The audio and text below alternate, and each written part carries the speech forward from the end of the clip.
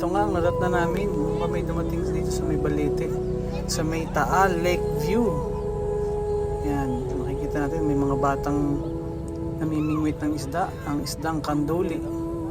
Sabi nila ang kanduli daw ay nakikita pagka or nahuhuli pagka malabo.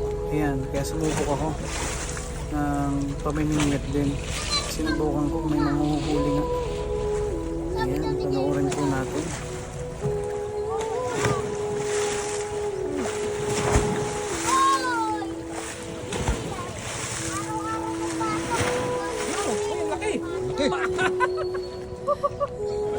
Mahirap na yun.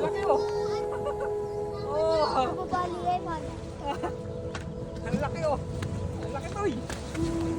Ilapit mo sa'yo.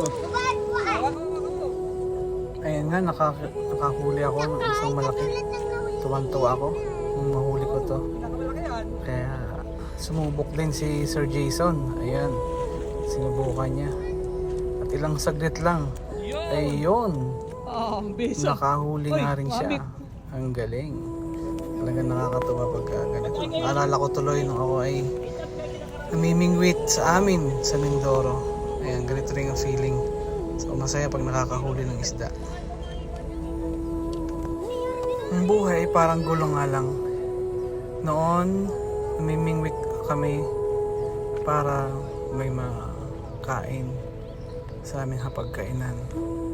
Ngayon, kami ay namimingwit para sa kaunting kasiyahan na kita namin ang mga bata na nagpupursige para sa kanilang pamilya.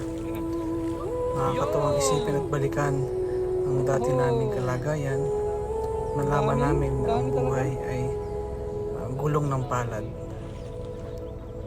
Minsan nasa ilalim, minsan nasa ibabaw. Kaya huwag tayong titigil sa ating pangarap upang makamtan natin ang lahat ng mga pagpapala at blessing na nakalaan para sa atin na ipinagkaloob sa atin ng Panginoon. Yun lang, and God bless sa ating lahat. Thank you for watching my videos and vlogs.